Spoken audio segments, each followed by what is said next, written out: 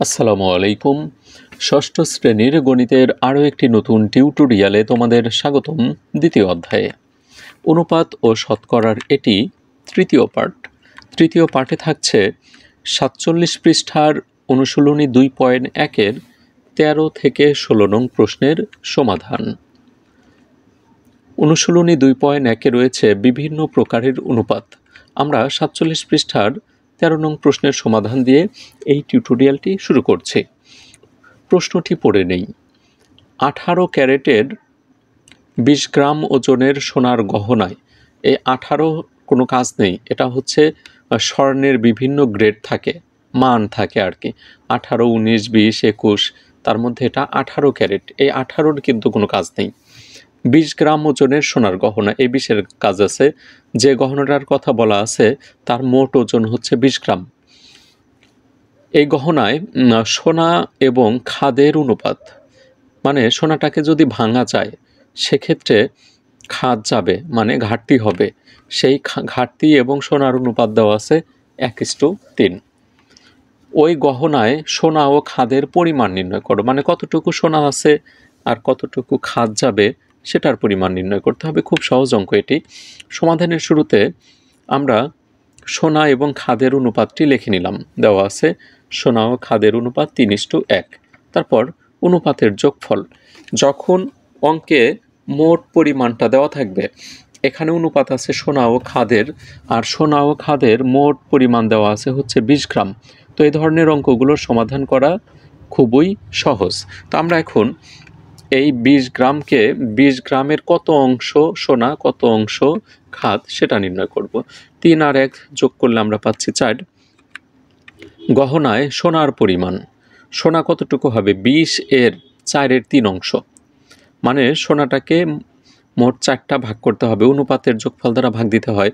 ৪টা ভাগ করে তার ৩ অংশ হচ্ছে সোনা থাকবে। তাহলে ৪ দ্বারা আমরা ২০কে ভাগ দিতে পারি। ৪ ২০-এর ভিতরে যায় হচ্ছে ৫ বার। ৫ দ্বারা ৩কে গুণন দিলে ১৫ গ্রাম। একইভাবে খাদের পরিমাণ, খাদ হচ্ছে ১ অংশ। ৪ দ্বারা ২০কে ভাগ দিলে ৫ ১-কে ৫ হবে এখন। অতএব নির্ণেয় গহনায় সোনা ১৫ গ্রাম এবং খাদ ৫ গ্রাম। ১৪ নং প্রশ্নের সমাধানে চলে যাচ্ছে। দুই বন্ধুর বাড়ি থেকে স্কুলে আসা যাওয়ার সময়ের অনুপাত। দুই বন্ধুর আসা এবং যাওয়ার অনুপাত দেওয়া আছে ২:৩। অর্থাৎ একজনের যদি ২ মিনিট লাগে আর একজনের লাগে ৩ মিনিট, অথবা একজনের যদি লাগে ২ ঘন্টা আর একজনের লাগে হচ্ছে ৩ ঘন্টা। এটা হচ্ছে সময়ের অনুপাত। প্রথম বন্ধুর বাড়ি হতে স্কুলের দূরত্ব ৫ কিলোমিটার হলে দ্বিতীয় বন্ধুর বাড়ি থেকে স্কুলের দূরত্ব কত? এদিকে আছে হচ্ছে সময়ের অনুপাত আর এদিকে আছে হচ্ছে দূরত্ব। তো আমরা সমাধান শুরু করছি। সমাধানের শুরুতে তোমাদেরকে বলছি তোমার স্কুলে যেতে কতক্ষণ সময় লাগে, স্কুল থেকে তোমার বাড়ির দূরত্বটা কত সেটা আমাদের সাথে শেয়ার করতে পারো। দেখি কার স্কুল সবচেয়ে কাছের। সমাধানের শুরুতে দেওয়া আছে আসা যাওয়ার সময়ের অনুপাত ২:৩। তারপর মনে করি দ্বিতীয় বন্ধুর বাড়ি থেকে স্কুলের দূরত্ব ক কিলোমিটার। এটা আমরা ধরে নিলাম যে এখানে দ্বিতীয় বন্ধুর বাড়ি থেকে স্কুলের দূরত্ব নির্ণয় করতে হবে। আমরা এই দূরত্বটা ধরে নিলাম ক কিলোমিটার। এখন এই সময়ের সাথে আমরা দূরত্বর একটা অনুপাত দেখানোর চেষ্টা করি প্রশ্ন মতে। এখানে আমরা কর মান বের করব। ক হচ্ছে দূরত্ব, আর আরেকটা দূরত্ব দেওয়া আছে হচ্ছে ৫ কিলোমিটার। তো এখানে ৫:ক। প্রথম বন্ধুর বাড়ির দূরত্ব হচ্ছে ৫ কিলোমিটার আর দ্বিতীয় বন্ধুর হচ্ছে ক, আর এদিকে সময়ের অনুপাতটা আমরা লিখে নিলাম। তারপর এই ইস্টু তুলে দিয়ে আমরা ভাগ নিয়ে আসতে পারি। ৫/ক সমান ২/৩। এখন এখানে আমরা আড়াআড়ি গুণন করব। আড়াআড়ি গুণন মানে এক পাশের লবের সাথে আর এক পাশের হর গুণন করব। তো এখানে যেহেতু আমরা কর মান বের করব, কর সাথে এই ২কে আগে গুণন করে নিচ্ছি। তাহলে এখানে আমরা লিখতে পারি ক গুণন ২ সমান, আর এদিকে লিখতে পারি ৫ গুণন ৩। এখন কর সাথে ২ আছে গুণাকারে, অপর পাশে গেলে ভাগ হবে। এদিকে ৩×৫ = ১৫ হয়। ১৫কে ২ দ্বারা ভাগ দিলে আমরা পাই হচ্ছে ৭.৫। এটা আমি দশমিকে লিখেছি। চাইলে তোমরা সাধারণ ভগ্নাংশেও লিখতে পারো। আমি দশমিক ভগ্নাংশে লিখেছি।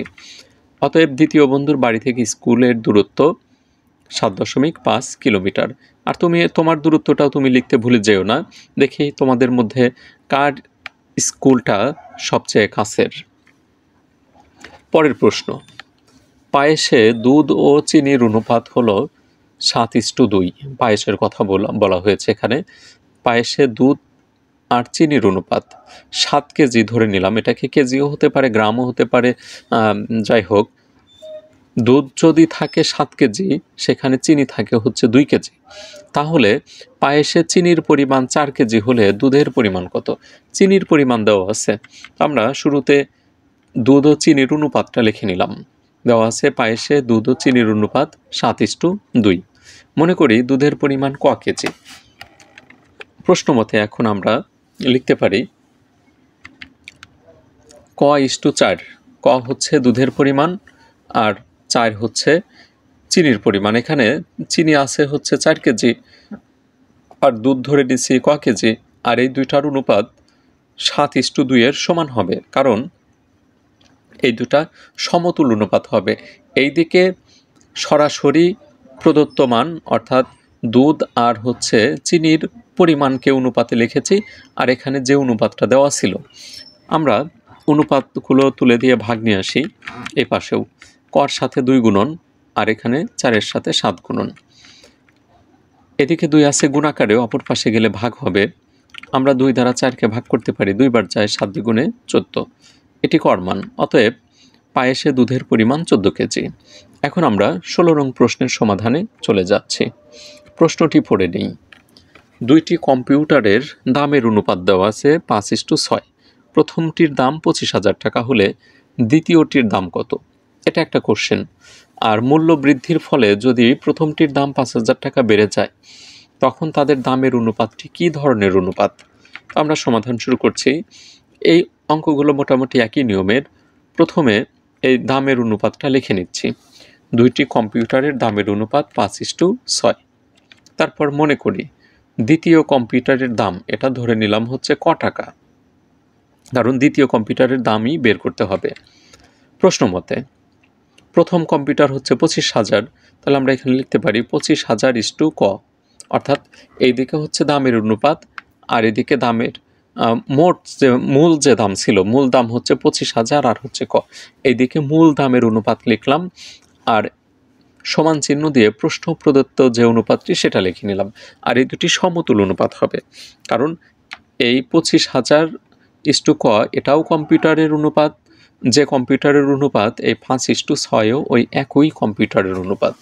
এই 5:6 হচ্ছে সরলকৃত মান আর এটা সরল সারা মান। আমরা এই ইস্টু তুলে দিয়ে ভাগ নিয়ে আসতে পারি এই পাশেও। এখন আড়াআড়ি গুণন করো, কর সাথে 5 গুণন, ক গুণন 5 আর 25,000-এর সাথে 6 গুণন। 5 আছে গুণাকারে, এ পাশে আসলে ভাগ হবে। 5 দ্বারা 25,000-কে ভাগ দিলে 500 বার যায়, 5,000 বার। 5,000-এর সাথে 6 গুণন দিলে 30,000 কর মান। আর কর মান 30,000 মানে দ্বিতীয় কম্পিউটারের দাম 30,000 টাকা। একটার উত্তর হয়ে গেল। এখন প্রথম কম্পিউটারের দাম 5,000 টাকা বেড়ে গেছে। দাম যদি 5,000 বাড়ে তখন নতুন দাম কত হয়? 25,000 যোগ 5,000 সমান হচ্ছে 30,000। এখন নতুন অনুপাত কি হয়? তখন দামের অনুপাত হয় 30,000:30,000। আমরা উভয় রাশিকে 30,000 দ্বারা ভাগ দিলে পাই 1:1। কোনো রাশির বা কোনো অনুপাতের উত্তর রাশি এবং পূর্ব রাশি যদি পরস্পর সমান হয়, তখন ওই অনুপাতকে বলে একক অনুপাত। আমরা সেটাই লিখে নিলাম। প্রথম কম্পিউটারের দাম বাড়লে নতুন অনুপাতটি হয় একটি একক অনুপাত।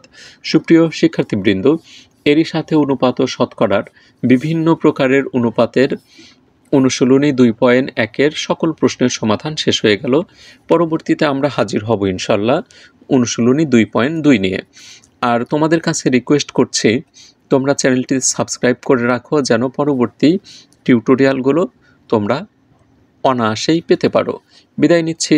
আর বিদায়ের পূর্বে আবারও তোমাদেরকে বলছি, তোমার স্কুল থেকে বাড়ির দূরত্ব কতটুকু, স্কুলে যেতে কতক্ষণ সময় লাগে, সেই তথ্যগুলো আমাদের সাথে শেয়ার করতে পারো। বিদায় নিচ্ছি। তোমাদের সুস্বাস্থ্য এবং দীর্ঘায়ু কামনা করে ভালো থাকো, সুস্থ থাকো। আল্লাহ হাফেজ।